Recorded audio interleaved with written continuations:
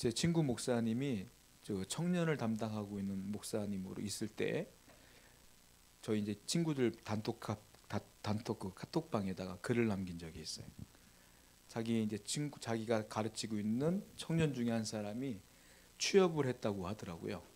어디다 취업을 했냐면 방송국에 취업을 했는데 우리가 잘 알다시피 그 종편이라는 방송국이 있어요. 거기에 뉴스 기자로 취업을 했다. 그래서 기뻐할 만한 말이잖아요. 그래서 우리가 이제 축하한다 이렇게 막 썼어요. 그 청년이 너무너무 취직이 잘 됐다. 그런데 그 청년이 회식하는 날 조금 충격적인 일이 있었대요. 그 뉴스 기자들과 뉴스에 있는 모든 사람들이 모여서 회식을 하는데 때마침 그 뉴스 사장님이 보도국 사장님이 오신 거예요. 그 같이 이제 식사를 하다가 우연히 신앙 얘기가 나와서 교회 얘기가 나와서 이 친구가 신앙인인 걸 아니까 누군가가 물어봤겠죠. 신앙에 대한 얘기를.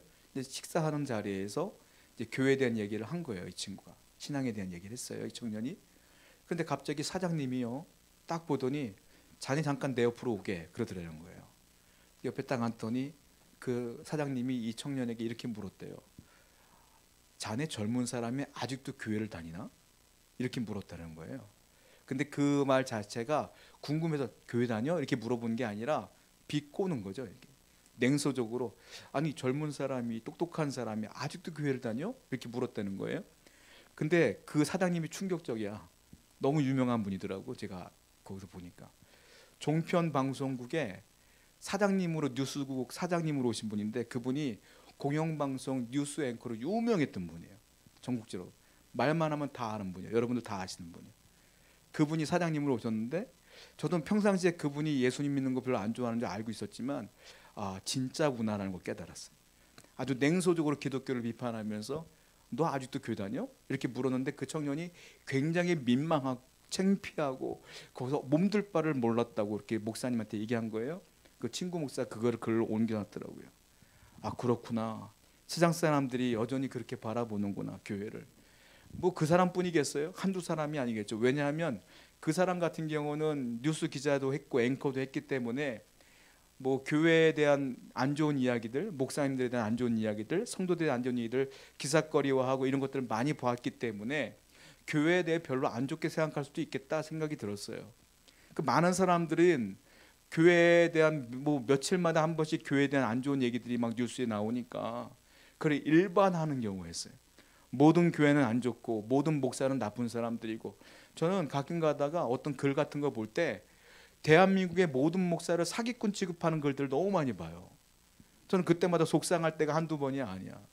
대한민국의 모든 목사는 다 떼부자야. 그들의 글을 보면 다 부자야. 다 재벌이야.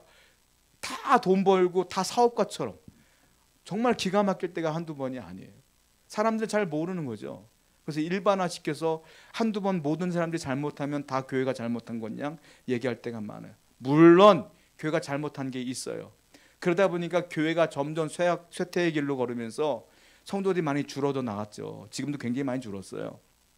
욕을 많이 먹기도 하죠. 그런데 여러분 그럴 때마다 우리가 생각해 봐야 될 게 있어요. 정말로 교회가 세상에 바라보는 것은 밑바닥일까요? 그렇지 않아요.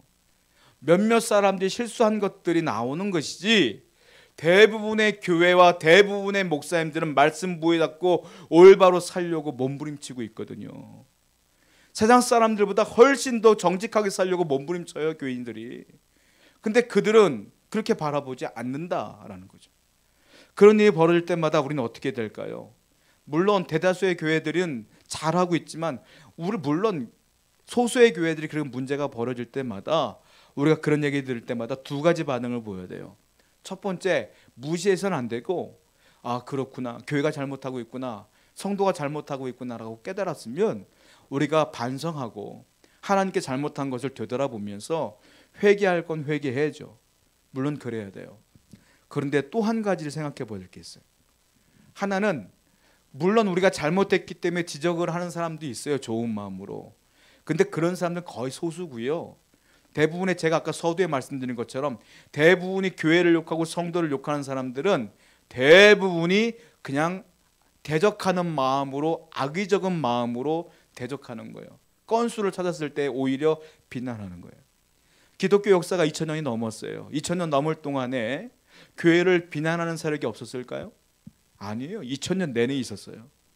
교회와 성도와 예수 그리스도를 비난하고 부정하는 세력들은 2000년 세대 내내 있었어요. 그런데 교회는 무너지지 아니하며 지금까지 이어져 왔다는 것은 어떻게 했기 때문일까요?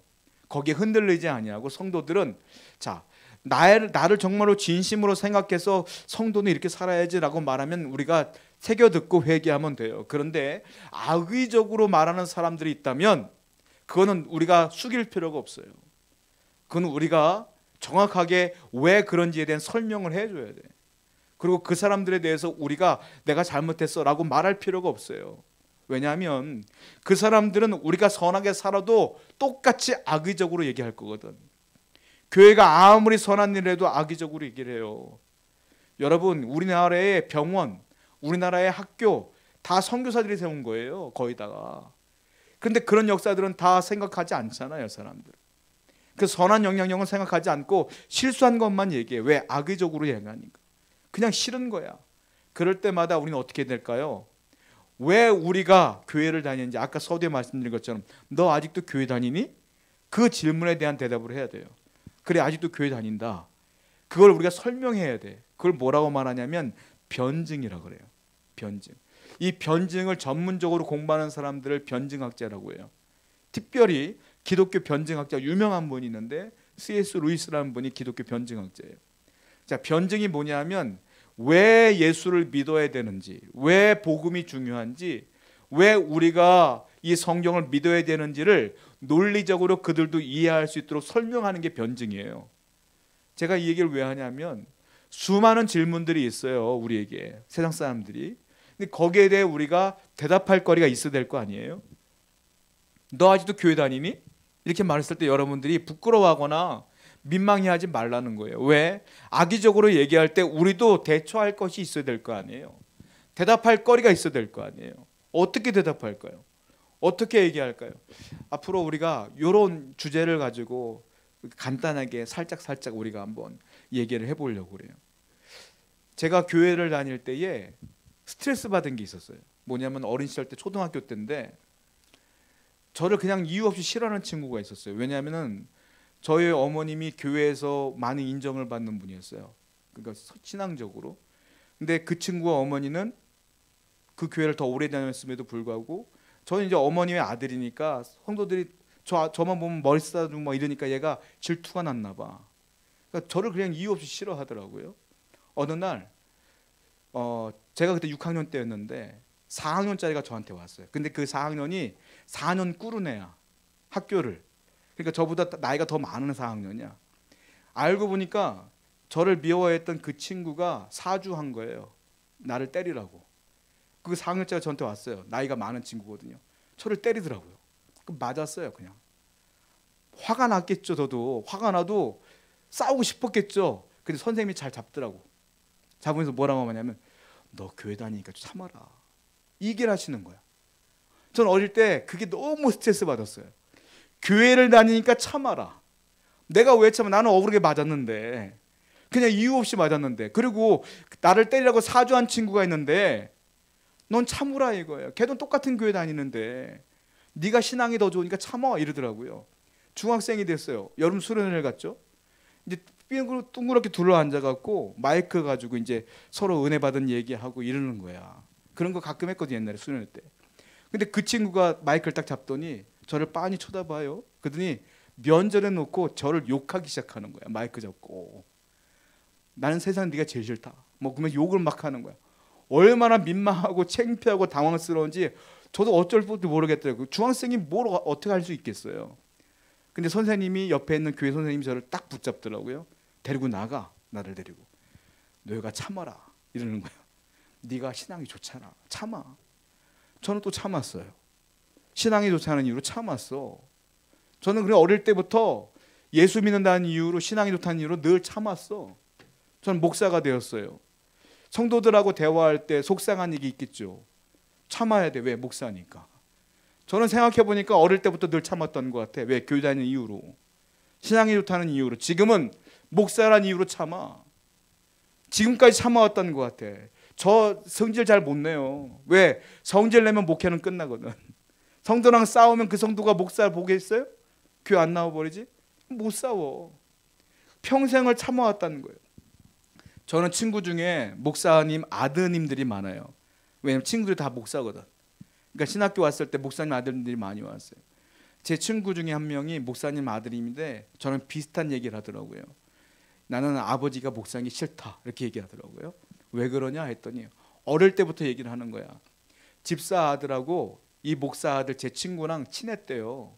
근데 교회에서 앞마당에서 족구를 하는데 공 갖고 티격태격 싸우고 공 갖고 이제 축구를 하고 있는데 그 집사님 아들이 뻥 차가지고 교회 유리창이 깨진 거야. 근데 권사님이 달려 나왔대요. 나이 많은 권사님이 오시더니 두리번 거리더니만 목사님 아들한테 오더래. 이 내 친구한테. 그러더니 너는 목사님 아들이 돼가지고 말이야 교회 유리나 깨고 소리를 막 지르더래. 얘는 억울한 거야. 얘 집사 아들이 깼는데 왜 목사 아들한테 그러냐는 거지. 그러니까 얘는 아니 똑같이 놀았는데 똑같이 사고 쳤는데 왜 나만 혼나냐. 이게 어릴 때부터 스트레스인 거야. 목사 아들이니까 잘해야 돼. 목사 아들이니까 참아야 돼. 이게 너무너무 힘들었다라고 고백을 하더라고요. 여러분들은 어떠세요? 예수 믿는 것 때문에 참는 게 한두 번이 아니죠. 직장 나가보세요. 예수 안 믿는 애들은 자기 하고 싶은 대로 하지. 성질 내고 싶은 성질 내고 하고 싶은 대로 하지만 우리는 그래도 하나님 믿으니까 참아야 될 때가 많고 속상하지만 분노하지만 분노 못할 때가 많잖아요. 그러면 사람들이 비웃어요. 야, 너 아직도 교회 다니니? 너 아직도 교회 다녀? 그럴 때 우리는 어떻게 말해야 돼요? 싸워야 돼요? 어떻게 될까요? 싸울까요? 말까요? 참아야 돼. 그때 또 왜 그럴까? 자, 이유가 있어요. 성경을 보겠습니다. 오늘 본문 시편 22편 1절 말씀과 2절 말씀 한번 읽어보겠습니다. 시작.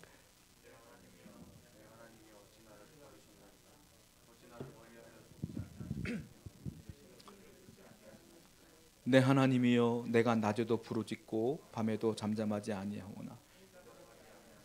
이게 다윗이 쓴 시인데요. 이게 시편 22편이 한탄시 그리고 탄원시 이런 뜻이 있어요. 이런 제목이 있어요. 근데 굉장히 유명한 말씀이 있는데 1절 보시면 여러분들 굉장히 낯익은 말씀일 거예요. 내 하나님이여 내 하나님이여 어찌 나를 버리셨나이까. 어찌 나를 멀리하여 돕지 아니하십니까. 어찌 나를 버리셨나이까. 누가 한 말일까요? 예수님께서 십자가 달리실 때 나의 하나님 어찌하여 나를 버리셨나이까. 엘리 엘리 라마 사박다니 그랬잖아요. 이 원문이 엘리 엘리 라마 사박다니예요. 예수님이 하신 말씀을 다윗이 먼저 했어. 다윗이 너무 억울한 일이 있었던 거야. 다윗이 그래서 한탄하며 탄원하는 거예요. 자, 그래서 다윗이 어떤 일이 있었냐면 굉장히 힘든 일이 있었던 것 같아요. 자, 6절과 8절 한번 읽어보겠습니다. 왜 탄식했을까요? 6절과 8절의 이유가 나옵니다. 읽어보겠습니다. 시작. 나는 벌레요 사람이 아니라 백성의 조롱거리이다. 나를 보는 자는 다 나를 비웃으며 입술을 삐죽거리고 머리를 흔들며 말하되 그가 여호와께 의탁하니 구원하실 걸 그가 기뻐하시니 건지실 건 하나이다. 학자들은 얘기를 해요. 다윗이 사울에게 쫓길 때 쓴 것이다. 이렇게 말하는 분이 있는가 하면 어떤 분은 아닐 것 같다. 압살롬에게 쫓길 때 쓴 것 같다. 여하튼 다윗이 둘 중에 하나예요. 어쩔 땐 굉장히 힘들 때 이 시를 쓴 건데 다윗이 진짜 힘든 게 뭐냐면 이거예요. 사람들이 다윗을 벌레 취급을 했다. 나는 벌레요 그러잖아요. 나는 사람이 아닙니다. 사람들이 나를 평가할 때 벌레 취급을 합니다. 그리고 나를 비방합니다. 그리고 하나님 나를 조롱합니다. 나를 보는 자는 나를 다 비웃습니다. 입술을 삐죽거립니다.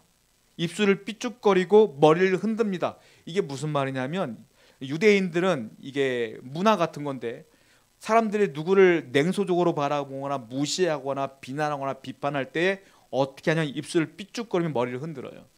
우리나라로 말하면 사람 얼굴 보면서 이런 거랑 비슷한 거예요. 그러니까 다윗을 면전에 놓고 그렇게 얘기를 하니까 다윗은 환장하는 거죠. 한마디로 말해. 나는 벌레입니다. 사람들이 나를 벌레 취급합니다. 라고 말하는 거예요. 왜냐하면 8절 보니까 그들이 그렇게 얘기를 해요. 그가 여호와께 의탁하니 구원하실 걸 그가 그를 기뻐하시니 건지실 걸 하나이다. 다윗 너 하나님 잘 믿는다며, 너 하나님 사랑한다며. 근데 봐라, 사울에게 쫓기지. 야, 이게 뭐냐, 하나님 살아계시는 거 맞냐? 너 신앙생활 잘하는 건 맞아? 너 우리 보고 맨날 믿으라며. 야, 너 꼴을 봐라, 믿을만 하겠냐? 하나님 살아계신 건 맞아?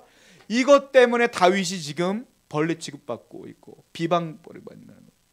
여러분들이 교회를 다니고 신앙생활 하는데 여러분들이 잘 되면 사람들이 너 교회 다니니까 잘 되구나 하겠지만, 모든 신앙인들이 내가 교회 다닌다고 기도한다고 해서 다 잘 되는 거 아니에요. 세상의 기준으로 볼 때 사람들이 여러분들 어떻게 볼까요? 너 교회 다닌다며, 너 기도한다며, 하루에 1시간 기도한다며, 말씀 본다며, 근데 그 모양 그 꼴이야? 라고 말할 때 여러분들은 답답하다 이거죠. 그들이 비난하고 비방할 때 여러분들이 어떻게 하겠느냐는 거예요. 그 얘기를 들을 때 여러분들 어떻게 하겠냐는 거예요. 우리는 위로가 필요하지 않겠어요?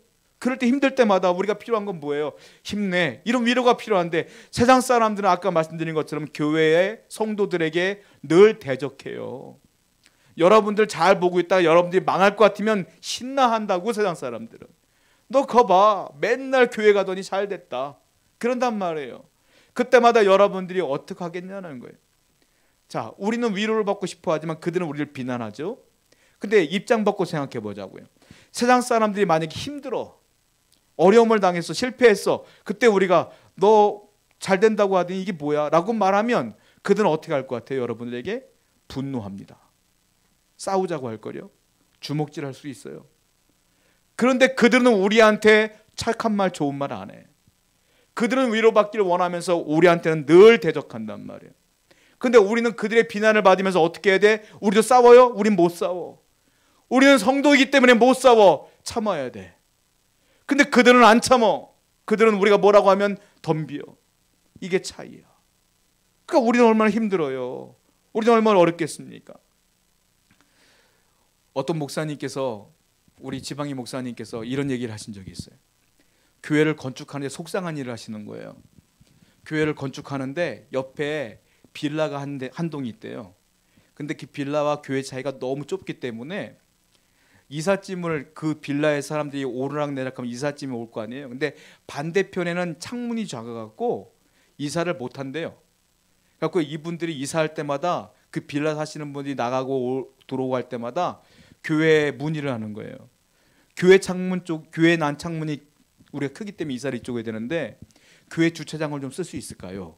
이렇게 부탁을 늘 했대요. 그래서 목사님은 교회니까 욕먹으면 안 되잖아요. 복음을 전해야 되니까. 그러십시오 라고 주차장을 쓰게 했다는 거예요. 매일. 거기가 빌라가 크니까 이사를 자주 올 거 아닙니까? 그때마다 주차장을 썼대. 그리고 그 사람들이요, 그러다 보니까 주차장을 쓰다 보니까 우리가 평일도 써도 될까요? 이렇게 물어보더래. 그러니까 목사님 입장에서 볼 때는 성도들한테 우리 이웃 사람들이 좋은 일 하잖아 싶은 마음으로 쓰세요 라고 말했다는 거예요. 그런데 이 사람들이요, 세상 사람들이 참 못된 게 평일에 쓴다고 해놓고 주일까지 차를 안 빼. 그러니까 교인들이 불편한 게 한두 번이 아니야. 그런데 못 싸워. 교회니까 싸울 수가 없어. 뭐라고 할 수가 없어.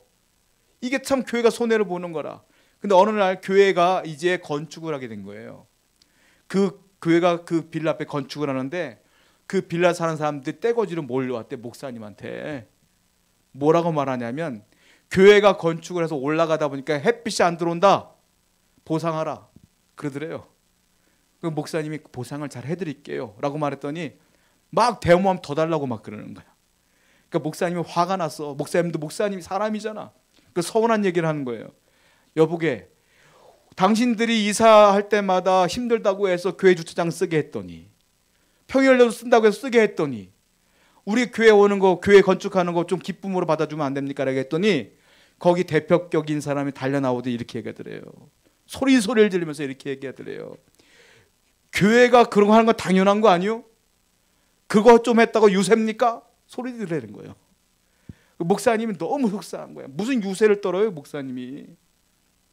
사람들은 그렇게 바라봐요.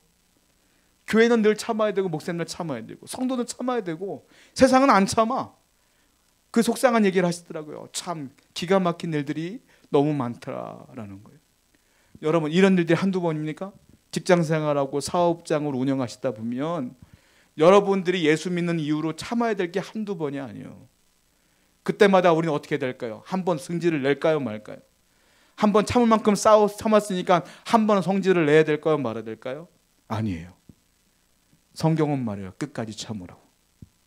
이게 성도의 삶이에요. 저와 여러분들은 언제까지? 하늘나라 갈 때까지 참아야 되는 존재예요. 왜냐? 그래야 복음의 문이 열린대요. 왜냐하면 시편 22편은 아까 설명드린 것처럼 다윗이 쓴 탄원시입니다. 근데 또 다른 별명이 있어요. 뭐냐면 메시아시, 또 다른 이름으로는 십자가시, 이런 뜻이에요. 왜냐하면 이 시대로 예수님이 그대로 당했거든. 예언이에요, 예언. 너의 메시아가 이렇게 고통을 당할 것이다 라는 시편 22편이 다윗이 썼지만 하나님의 은혜로 쓴 거예요. 그리고 예수님은 시편 22편대로 그대로 십자가에서 그대로 다 당했거든요. 어떻게 해요? 사람들이 예수님에게 가시면류관을 씌우면서 옷을 다 벗기면서 모욕하고 치욕스럽게 만들고 비난하며 비판하며 뭐라고 말했어요? 야, 네가 메시아라며? 너 혼자 구원해봐. 옆에 있는 강도도 말해요. 네가 메시아라며? 너 구원하고 우리도 구원해봐. 다윗이 당한 거 똑같아. 그거 네가 하나님 사랑한다며? 너희 하나님이 너 구원한다며? 똑같은 거예요. 그대로 예수님이 당했어요. 그래서 이걸 메시아시라 그래요. 그 놀라운 일이 벌어져요. 예수님은요, 그 비판과 비난 가운데, 그 모욕 가운데 단 한마디도 대꾸를 안 하십니다. 그대로 당하셔요. 그대로. 대꾸를 한 번도 안 하셔요. 그리고 마지막에 주님께서 그들을 향하여 십자가에서 남기신 말씀이 있어. 성경을 볼까요? 누가복음 23장 34절 말씀이에요. 시작. 아버지, 저들을 오히려 용서를 구하면서 하나님께 그들을 용서해달라고 기도해 주셨어요. 왜냐하면 저들은 자기들이 하는 일이 뭔지 몰라요. 하나님, 나는 그들의 죄를 짊어지고 구원자로 메시아로 죽어야 되기 때문에, 그들을 위해 온 사람이기 때문에 나는 그들을 용서합니다. 참습니다 라고 말씀하신 거예요. 우리가 참아야 되는 이유가 있어요. 뭡니까? 예수님이 참았기 때문에 참아야 돼. 다윗도 참았어. 왜? 예수님이 참았으니까. 바울도 참았어. 왜? 하나님이 참으니까. 베드로도 참았어. 왜? 주님이 참았으니까. 우린 제자예요. 우린 성도예요. 우리는 누구를 닮아야 돼요? 주님을 닮아야 돼. 그러니까 우리도 어떻게 해야 돼요? 주님 닮아서 참아야 돼. 억울해도 참아야 돼. 한계가 오잖아요. 한계가 올 때 어떻게 되냐면 주님의 십자가를 묵상하셔야 돼요. 주님도 참았는데 나도 참아야지. 나도 한 번 더 참아야지. 그리할 때 우리가 하나님의 은혜 가운데 성도답게, 제자답게 살아갈 수 있는 거 아니겠습니까? 여러분, 그 한국 교회사에 보면 유명하신 목사님이 계시는데, 김익두 목사님이라는 분이 계셔요. 이분은 깡패 출신인데 하나님의 강권적으로 그분을 목사님을 만들었어. 아주 유명한 깡패, 동네에서. 김익두가 나타나면 다 도망갔어. 그 정도로 유명했던 깡패인데 하나님의 목사로 만들었어요. 그리고 김익두 목사님의 성령을 경험하고 하나님의 은혜를 경험하면서 소문을 내고 다녔어요. 옛날에 김익두는 죽었다. 이젠 내가 새롭게 변화되었다. 김익두는 죽었다. 오직 성령으로 변화되었다. 늘 외치고 다녔단 말이에요. 어느 날 이분이 성령 충만해서 부흥사로서 부흥회를 가게 됐어요. 열차를 타고 쭉 가는데 앞에 할아버지 한 분이 계시는데, 흰옷 입은 할아버지께서 갑자기 김익두 목사님 앞에서 곰방대를 딱 빼더니만 담배를 뻐끔뻐끔 피기 시작하는 거예요. 담배 연기가 김익두 목사님한테 확확 와. 담배 필 때마다. 그래도 목사님이니까 참아야 될 거 아니에요. 꾹꾹 참았대. 그 사람인지라 참아도의 한계가 있어요. 여러분들도 한두 번은 참지만 똑같은 일이 계속 반복되어지면 못 참아, 사람이라. 근데 하나님은 끝까지 참으라는 거지. 그게 참 어렵죠. 이 목사님은 깡패 출신이다 보니까 혈기가 아직도 있어. 참고 참다가 화가 나고 벌떡 일어나가지고 할아버지한테 얘기했대요. 담배 좀 그만 피셔. 곰방대를 뺏어갖고 뚝 부러뜨려 버렸어. 그때 이 할아버지가 이 김익두 목사님을 빤히 쳐다보니 그렇게 얘기하는 거예요. 김익두 죽었다며. 살아있네. 그렇게 얘기하는 거예요. 그래서 김익두 목사님이 충격을 받아가지고 다음 역에 부흥회 안 가고 다음 역에 내려가지고 역 근처에 동산 같은 데 혼자 올라가지고 3일 내내 울며 회개하고 하나님, 내가 아직도 살아있네요. 회개하고 내려와서, 그리고 하나님의 은혜 가운데 성령 충만한 사역을 하시다가 1950년 76세에 공산당에 의해서 순교당하셨어요. 여러분, 끝까지 참으라는 말씀이에요. 참을 수 있지만 그 한계를 넘어서까지 참아봐라 이거예요. 예수님은 십자가에 돌아가실 때까지 참은 것처럼 주님을 닮은 사람이라면, 성결한 사람이라면 끝까지 참자. 저도 힘들지만 여러분도 힘들 거예요. 그래도 예수님 말씀대로 참을 수 있는 성도가 되기를 다시 한번 축원드립니다. 함께 기도하겠습니다.